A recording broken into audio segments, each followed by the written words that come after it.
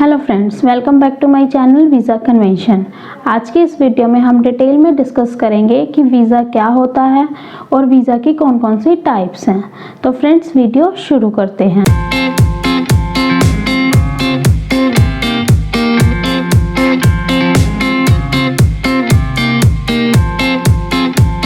सबसे पहले हम बात करेंगे कि वीज़ा क्या होता है।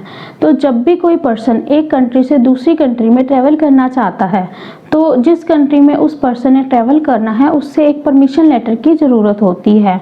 तो उस परमिशन लेटर को हम वीज़ा कहते हैं। तो अब हम बात करेंगे कि वीज़ा की कौन कौन सी टाइप्स हैं। तो सबसे पहले हम बात करेंगे स्टडी वीज़ा।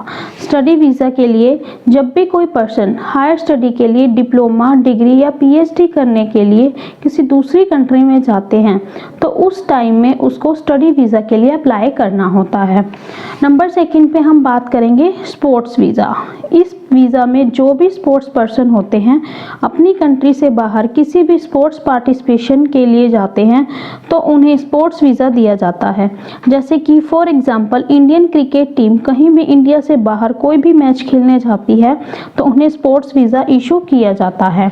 नंबर 3 पे हम बात करेंगे बिजनेस वीज़ा। अगर आपका बिजनेस किसी दूसरी कंट्री में है या आपकी कोई फर्म किसी दूसरी कंट्री में रन कर रही है या कोई कंपनी रन कर रही है, जैसे कि कोई होटल, रेस्टोरेंट, आईटी कंपनी, तो उस केस में जब भी आप उस कंपनी के लिए विजिट पर जाएंगे तो उस केस में आप बिजनेस वीज़ा के लिए अप्लाई कर सकते हैं। नंबर 3 पे हम बात करेंगे वर्क वीज़ा। आप अपनी कंट्री के अलावा किसी भी और कंट्री में वर्क पर्पस से अप्लाई करते हैं तो उसे वर्क वीज़ा या एम्प्लॉयमेंट वीज़ा कहते हैं। नंबर 5 पे हम बात करेंगे टूरिस्ट वीज़ा। ये वीज़ा वो वीज़ा है जिसमें आप अपनी हॉलीडे स्पेंड करने के लिए एज ए टूरिस्ट किसी दूसरी कंट्री में जाते हैं, तो आपको टूरिस्ट वीज़ा अप्लाई करना होता है। नंबर 6 पे हम बात करेंगे डिप्लोमेटिक वीज़ा। डिप्लोमेटिक वीज़ा ये वो वीज़ा है जो इंडिया के या किसी कंट्री के डिप्लोमेट्स दूसरी कंट्री में ट्रैवल करते हैं या फिर कोई सीनियर पॉलिटिशियन दूसरी कंट्री के गवर्नमेंट के काम से ट्रैवल करते हैं, तो उन्हें डिप्लोमेटिक वीज़ा मिलता है। अब हम बात करेंगे इमिग्रेंट वीज़ा। जो इमिग्रेंट पीआर होकर एक कंट्री से दूसरी कंट्री मूव करते हैं तो वो इमिग्रेंट वीज़ा लेकर जाते हैं। फॉर एग्जांपल, जैसे कि कोई भी कनाडा की पीआर के लिए कोई भी फाइल अप्लाई करता है तो उसको पीआर रिसीव होती है, और जब वो कनाडा के लिए फर्स्ट टाइम ट्रैवल करता है तो उसे इमिग्रेंट वीज़ा के लिए अप्लाई करना होता है। अब हम बात करेंगे स्पाउस वीज़ा। स्पाउस वीज़ा वो वीज़ा है, फॉर एग्जांपल किसी भी पर्सन का हस्बैंड या वाइफ बाहर किसी और कंट्री में स्टडी कर रहा है या वर्क कर रहा है, तो अपने स्पाउस या पार्टनर से मिलने के लिए जो वीज़ा अप्लाई करना चाहता है उसे स्पाउस वीज़ा की कैटेगरी में अप्लाई करना होगा। अब हम बात करेंगे ट्रांजिट वीज़ा।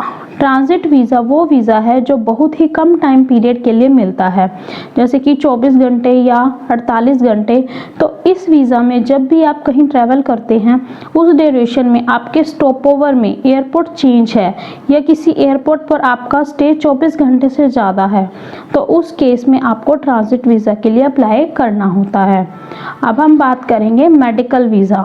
मेडिकल वीज़ा वो वीज़ा है जिसमें कोई भी सिटीज़न अपने कंट्री से बाहर किसी ट्रीटमेंट या सर्जरी के लिए ट्रैवल करता है तो उसे मेडिकल वीज़ा के लिए अप्लाई करना होता है।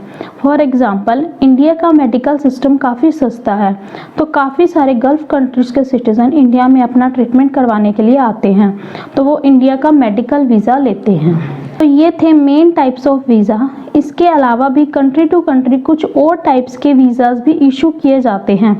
जैसे कि अगर इंडिया की बात करूं तो इसमें है project visa, x entry visa, research visa, conference visa.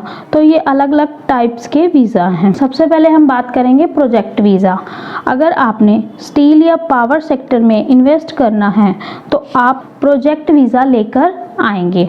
Number 2, x entry visa. अगर किसी भी फॉरेन सिटीजन का स्पाउस या हस्बैंड और वाइफ इंडियन है और वो इंडिया में लॉन्ग टर्म के लिए रहना चाहता है तो वो एक्स एंट्री वीज़ा अप्लाई करके इंडिया में आता है। अब हम बात करते हैं रिसर्च वीज़ा। अगर आप किसी भी गवर्नमेंट या ऑर्गेनाइजेशन के अंडर रिसर्च कर रहे हैं और आप दूसरे कंट्री में ट्रैवल करते हैं तो उस केस में रिसर्च वीज़ा पर एप्लीकेशन लगाई जाती है। नंबर 4 हम बात करेंगे कॉन्फ्रेंस वीज़ा। कोई भी फॉरेन सिटीज़न अगर इंडिया में कोई भी कॉन्फ्रेंस अटेंड करने आता है तो उसे इंडिया का कॉन्फ्रेंस वीज़ा अप्लाई करना होता है। तो फ्रेंड्स, ये है major types of visas. I hope कि आपको वीज़ास के बारे में पूरी इन्फॉर्मेशन मिल गई होगी।